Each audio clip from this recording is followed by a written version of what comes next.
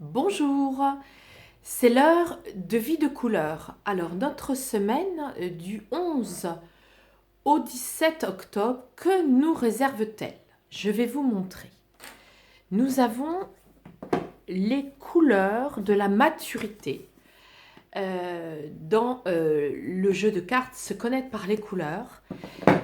Ces couleurs de la maturité nous proposent une première énergie qui est l'énergie de la perle fine. C'est la nacre. La nacre correspond à notre lymphe. Ce système parallèle au système sanguin, c'est un système qui nous aide à nous nettoyer, à nous libérer de nos conditionnements, à apprendre à dire non. Vous savez, souvent, quand on n'ose pas se positionner, eh bien, on peut justement être euh, euh, alourdi par ces décisions qui ne sont pas prises, ce positionnement qui n'est pas fait. Ça peut se situer dans des choses extrêmement concrètes et anodines. Par exemple, un ami souhaite aller au cinéma et vous, finalement, vous acceptez pour lui faire plaisir, mais intérieurement, vous auriez plutôt eu envie de rester chez vous. Ça a l'air de rien, cette histoire, mais voyez, si vous sondez vraiment votre intériorité, si vraiment vous vous demandez si c'est OK pour vous, tel choix, telle décision, eh bien, ça va influer aussi sur les autres et sur vous-même. Reprenons le même exemple. Si vous dites, et si vous osez vous positionner par rapport à cet ami en lui disant, écoute, c'est pas contre toi que je vais te dire non, que je ne souhaite pas aller au cinéma, mais c'est parce que j'ai vraiment envie de rester cocooning chez moi. Bien, vous voyez, vous vous autorisez finalement à dire votre positionnement en douceur et avec maturité.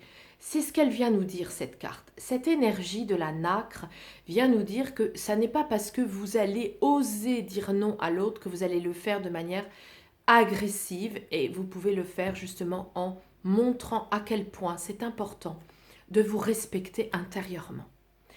Voilà pour ce qui concerne la première énergie qui nous anime sur toute cette semaine.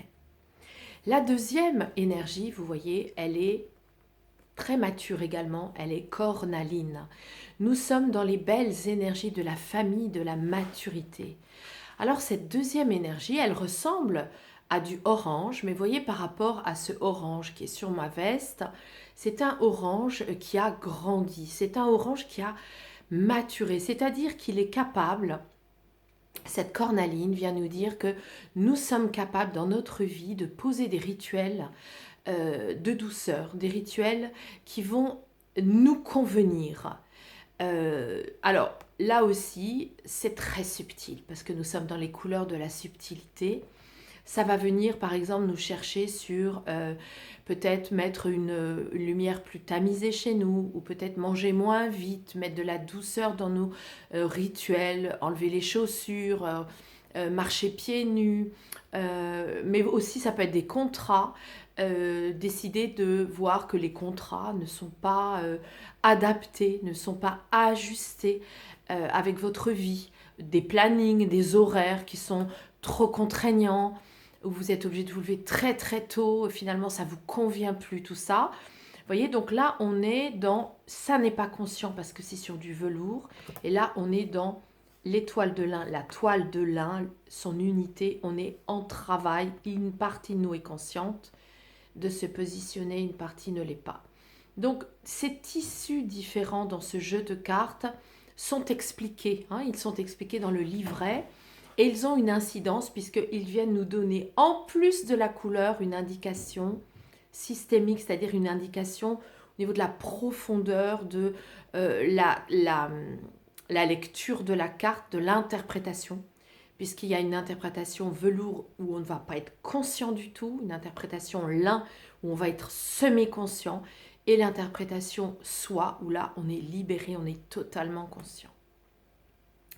Maintenant, je vais vous montrer les énergies du deuxième jeu de cartes pour notre semaine du 11 au 17 octobre avec l'oracle du cœur de vie. Nous avons deux animaux, c'est le bestiaire cette semaine.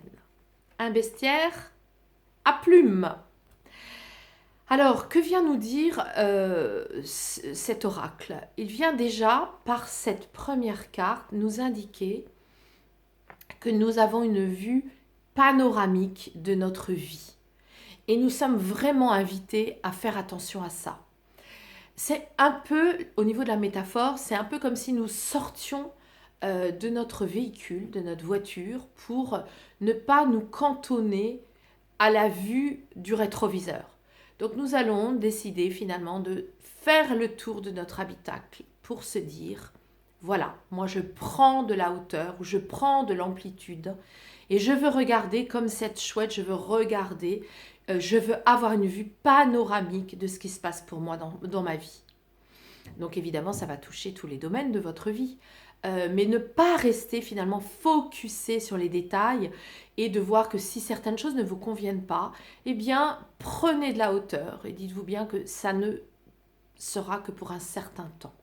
Nous avons une indication ici que cette amplitude que nous allons nous offrir, puisque nous sommes acteurs et actrices de notre vie, personne ne le fera pour nous si ce n'est nous-mêmes, et que cette posture de prendre de la hauteur, eh bien, elle nous est demandée jusqu'au printemps, puisque ici, cette carte-là nous indique que ce que nous posons dans nos intentions ne sont pas uniquement pour la semaine à venir et qu'il y aura des incidences au-delà de la période de notre semaine.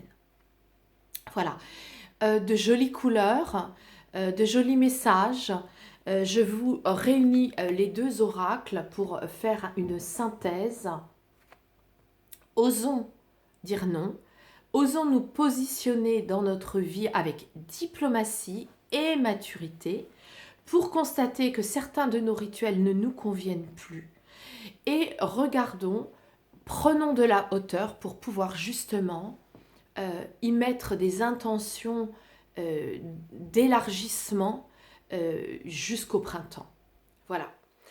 Je vous souhaite une excellente semaine. Je vous rappelle que je propose des dates de formation de stage spécifiques. Le prochain stage Se connaître par les couleurs se situe le 5 et 6 novembre. Il se passe ici, dans mon cabinet, dans un cadre très inspirant, dans des bonnes conditions de confort, avec un rétroprojecteur, avec des étoiles, avec des tirages de cartes. Donc, ce stage vous apprend le langage caché de 44 couleurs et bien sûr la capacité pour vous, l'aptitude à utiliser ces couleurs dans votre vie, chez vous, sur vous, en visualisation et avec le jeu de cartes. Le stage du karma et sa mission d'âme, le prochain se situe le 16 et 17 octobre. Il reste encore une place. Et sinon, vous avez aussi le 27 et 28 octobre pour pouvoir justement comprendre votre vibration d'âme. Qu'est-ce que c'est que votre chemin de vie? À quoi est-ce qu'il correspond? Et votre mission, que veut bien dire votre mission qui n'a rien à voir avec votre chemin de vie? Donc tout cela est détaillé dans ce week-end sur 2 jours. Et nous faisons bien sûr aussi des tirages très spécifiques, plus précis sur votre vie également, petit comité. Enfin, la mort est un passage, un sujet, je l'avoue, très particulier, qui pour autant est traité avec légèreté, si je puis me permettre de parler ainsi, parce que je vous donne dans ce stage de 2 jours des outils très concrets pour traverser ces difficultés, à la fois de personnes qui vont mourir, mais aussi votre entourage qui peut connaître ces aspects compliqués et vous donner des clés pour vous apaiser et pour alléger cette épreuve. Voilà, donc le prochain stage sur la mort est un passage, se situe le 20 et 21 novembre, c'est un week-end. Tout est détaillé sur mon site www.vie de couleur avec un S à vie S à couleur. Et je vous remercie de me suivre, je vous remercie de partager, je vous remercie de me faire confiance et d'être fidèle à cette méthode vie de couleur qui m'anime depuis 10 ans. À la semaine prochaine!